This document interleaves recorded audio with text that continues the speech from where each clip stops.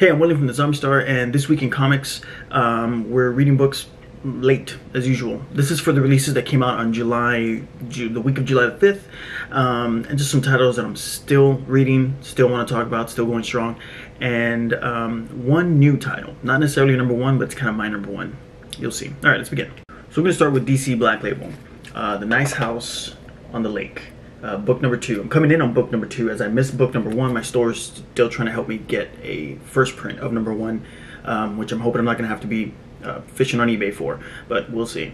But this is coming from James Tynion, Alvaro Martinez Bueno, and Jordi Belair, and this is already a really awesome, just amazing story coming from James Tynion, who I talk about over at Image, currently writing The Department of Truth, which is a great story in itself, and much grandiose in scope as it goes over just American conspiracy theories and how they've manipulated almost every aspect of humanity throughout the history of throughout time in history.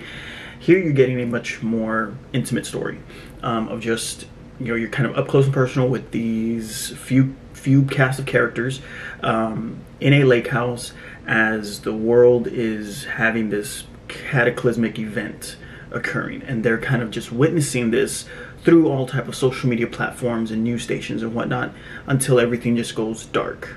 That's apparently what happened in book number 1. I'm piecing it together just from reading book number 2 because I did not read book number 1. So just it coming from James Tynion, knowing that he just loves writing suspense, he loves writing horror, he loves writing kind of these mind-bending thrillers.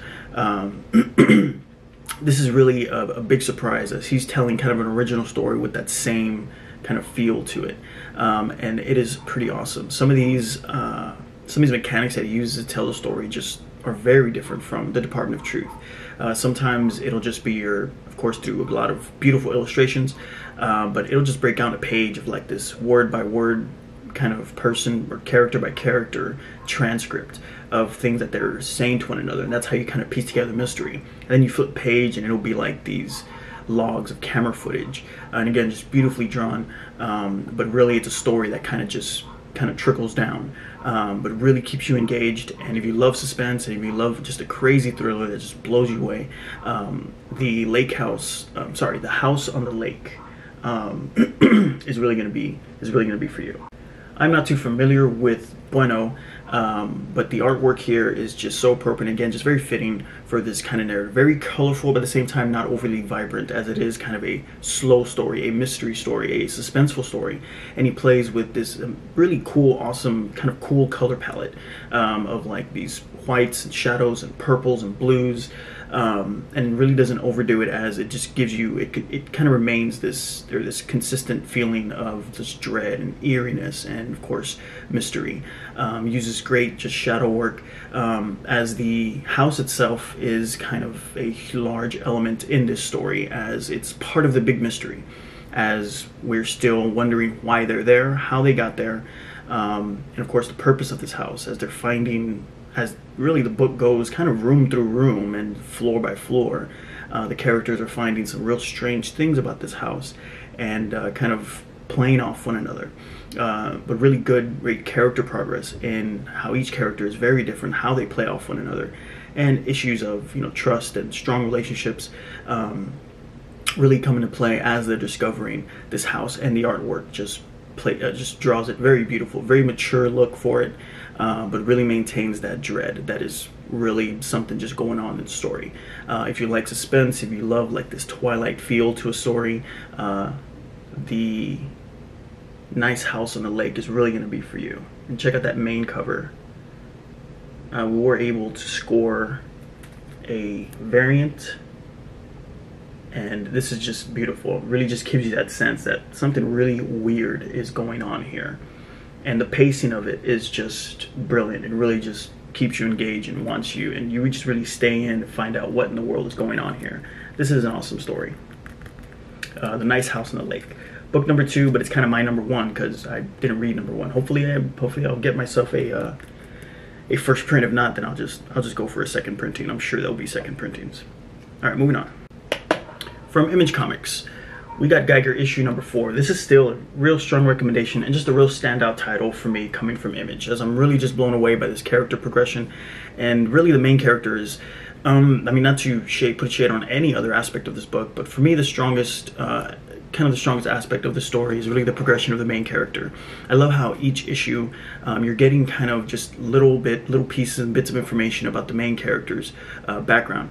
Now that we're on issue number 4, I kind of am going to start speaking more about the story. If I'm on issue 1 or 2 of books, then maybe I'll try to save some, don't want to spoil stuff. We're already in book number 4 here, and we're getting to know the character whose real name is Tariq, who we know him as the Glowing Man or as Geiger, who's really the main character of the story, and just learning about how he came to be, how he is and who he is. This origin story for him is really dramatic, really compelling, and just a great story piece, and just a great origin story for what we are seeing to be. It's just a really classic hero in his own right. As the cover suggests, this story takes a turn for just pure action, where kind of the earlier issues were really story and world building. Here we're getting to some really insane action sequences. Really, issue number 4 is just this Mad Max Fury Road kind of, really inspired by Mad Max Fury Road kind of feel to it, as it has just an amazing sequence of just violence and just outright just awesomeness. We get to see Geiger really just let loose with not only just his aesthetic look when he goes all glowy on his foes, but also learning just how powerful he is, and really learning his ability in combat, and his abilities just as a hero.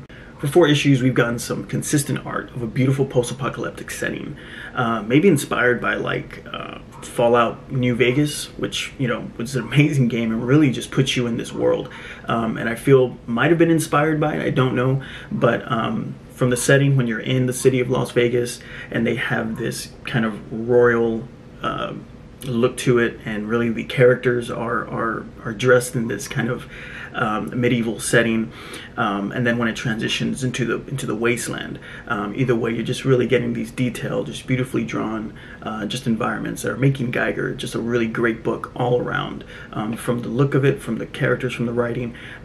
This is a really awesome book. This is issue number 4. We only got this cover. I mentioned it before, I think this is just going to be a classic character. If you're not following Geiger and you love a good superhero story, kind of a more mature superhero story, Geiger is really going to be for you. This is something really cool. I really can't wait to see this to continue to grow. Deep Beyond, issue number 6 from Image Comics. We are still loving this title, and we've probably skipped a few. I might have vlogged probably issue 3 for Deep Beyond the last time that we did this, and this is still on my list of just some of the best things that Image is putting out. 6 issues in, I'm just appreciating more than anything the scope of this story. As from issue 1, it starts from a planet where human beings have had to resort to living in domes of an artificial environment because our planet has become this toxic wasteland full of monsters. Then from there it jumps into really the deepest depths of our oceans, and the story continues truly in the purest form to the deep beyond, as the characters now just find themselves in a completely different dimension where they discover intelligent life and a whole other civilization.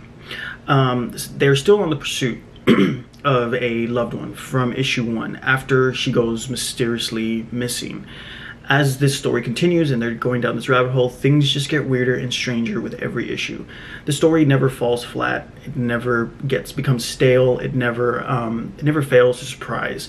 Another just great aspect from the writing point of view is every time you think it reveals its big twist, I mean, just something bizarre and something you never would have thought of just happens next, and it's really awesome, and I really love that it's able to keep that pace. Since issue number 1, the artist has been able to just consistently deliver just beautiful character models and beautiful environments. One thing I really got to just applaud the artist for is being consistent despite the fact that it's going through multiple different worlds. Issue number 1 started us on this post-apocalyptic, really futuristic earthly setting to the deep abyss in the ocean, and now in issue 6 we are in this otherworldly, other dimension, and each setting or biome is just as beautiful as the one before and the one after it, and it's been really consistent with artwork in that regard. Beautiful sci-fi images and kind of mechanics, and even horror and gore when kind of the events call for that. The Deep Beyond issue number 6. This is still awesome, and we did get a lot of variants. I'm in love with the variants for Deep Beyond, and I get as many as I can. I've acquired a few incentives, but for issue 6 we only got variants. Check out this one. This gives you an idea just how horror sci-fi this can be. And then we go to this just beautiful close-up of one of the characters, and the characters here are just really awesome, and each one is just very, very well done, and this cover is pretty awesome. I believe this is the same character. As the story goes, you kind of get familiar, and as the story changes, these characters really change motives, and and it's just a really good story. Deep Beyond, issue number 6. And those are our reads for this week. We're already going to get new books later on this week, so I'll be posting that hopefully on time, but more likely maybe a little bit late. I read a lot of stuff. Alright, I'll see you again. Thanks for watching.